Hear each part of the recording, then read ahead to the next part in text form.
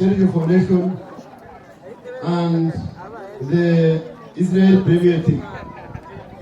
What was the vision behind it?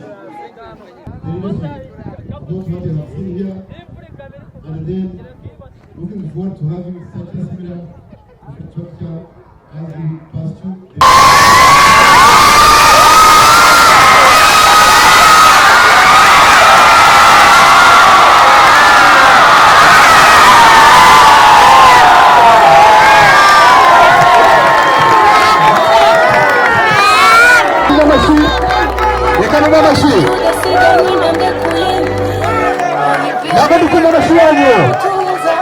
aba bana muri kubona bakoze amateka akomeye.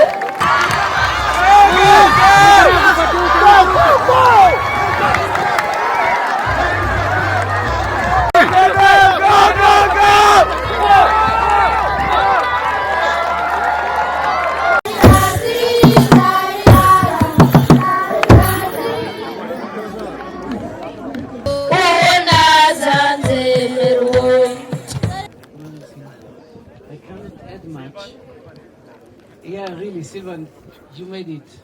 And Shaul and all the rest, Ronnie, this is amazing. And it's this inauguration of this this fabulous pump track and the I would call it the circuit on below us, and also the whole Field of Dreams Center. I was speaking with.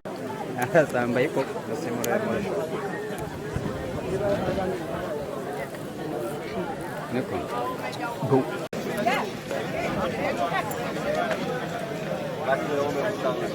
Okay, I'll usually go for this. Cool. Yeah. So I'll go.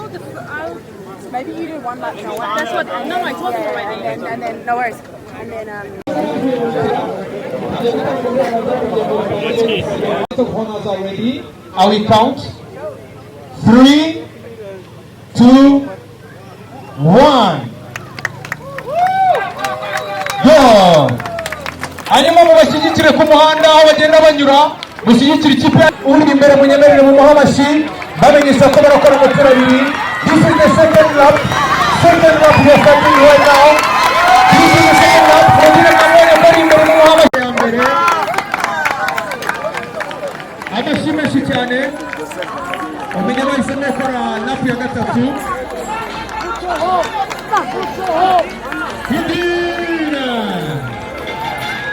Yes. Courage.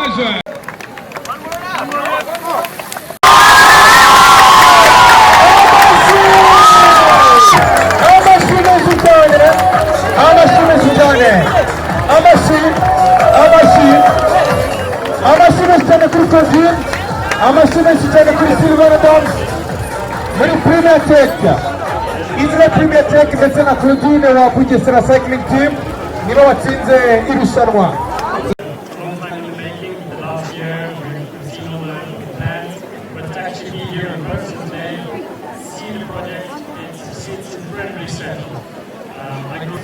Umushyitsi mukuru muri uyu muhango nyakubahwa guverineri w'intara y'Iburasirazuba wadusuye muri uyu muhango. Ladies and gentlemen, allow me to have the governor of the Eastern Province.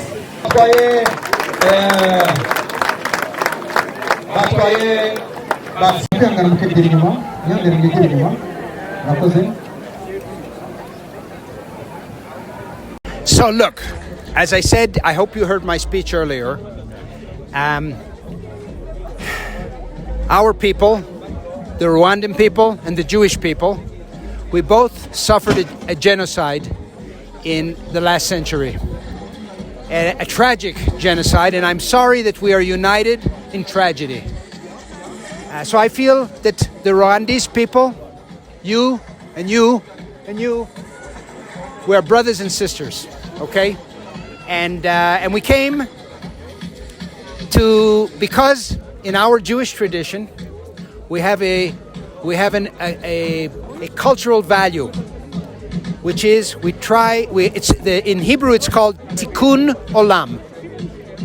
And what it means is we have the obligation to try to improve the world.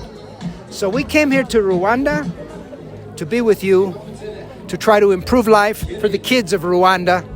We know that It's very difficult for a Rwandan father or mother to buy a bicycle or to provide this type of expensive equipment for their children.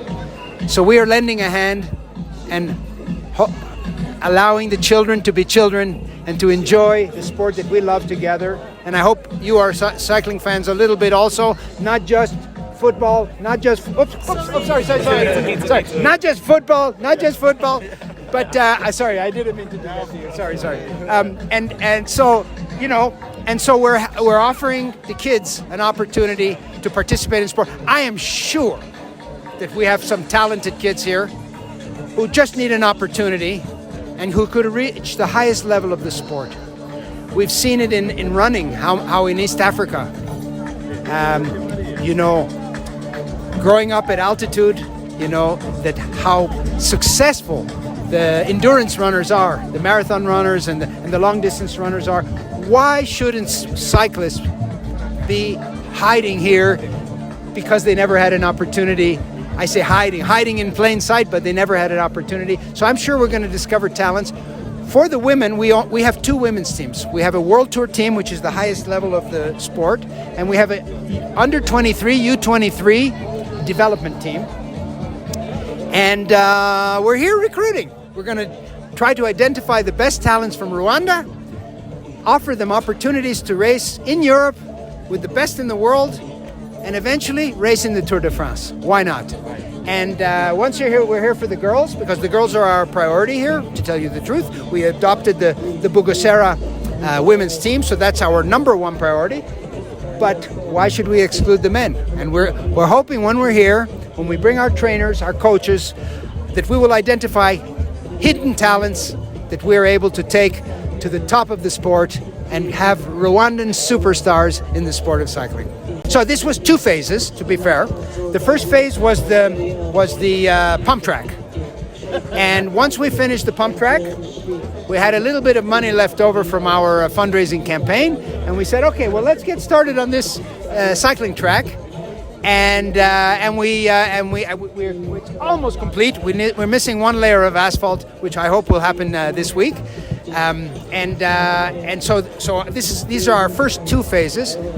The next phase will be a building that we build over there, where the tents are, which will house what we call an academy. An academy, like you have in football, academies for young athletes. We will have an academy where we will bring coaches, equipment,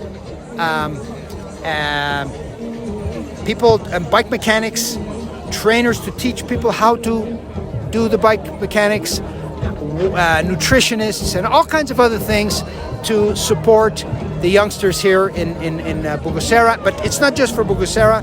This academy will be the cycling academy of all of Rwanda. So we will even have some housing that we'll have over here in case people come from outside of this region. And so we're as I said, we're just getting started, and you just need to use your imagination to imagine the next projects that we'll have. When is the phase 3?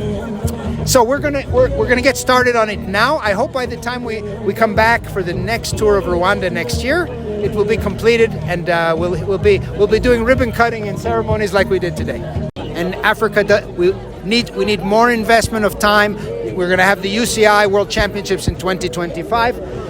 So bringing Chris Froome, like the return of Chris Froome to his native Africa, it's exciting. I can't really tell you what our aspirations are on the. Of course, we will try to win, but this is a very difficult race to control. I'm going to tell you for a few reasons. One, we only have 5 riders on each team. So in the Tour de France, they have 8 riders.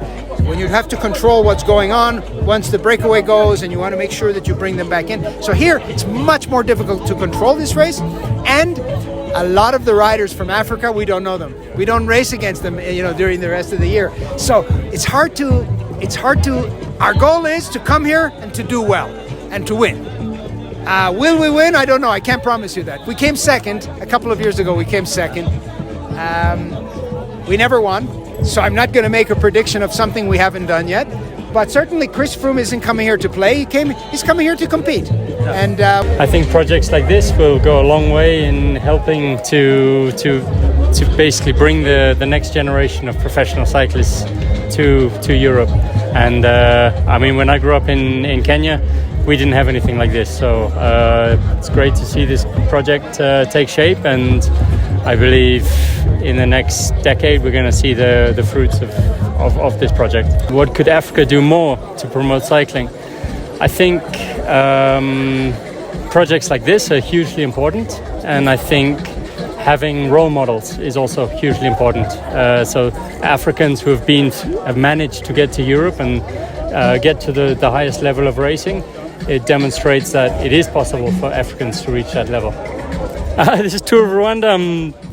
Let's see. I'm going to take it each day at a time. I'll give it my best, and let's see how it goes. Amazing. Really great to be on the roads here in Rwanda. I'm amazed how good the condition of the roads is, and it's great for training as well. Being at altitude, it's a good place to be riding a bike.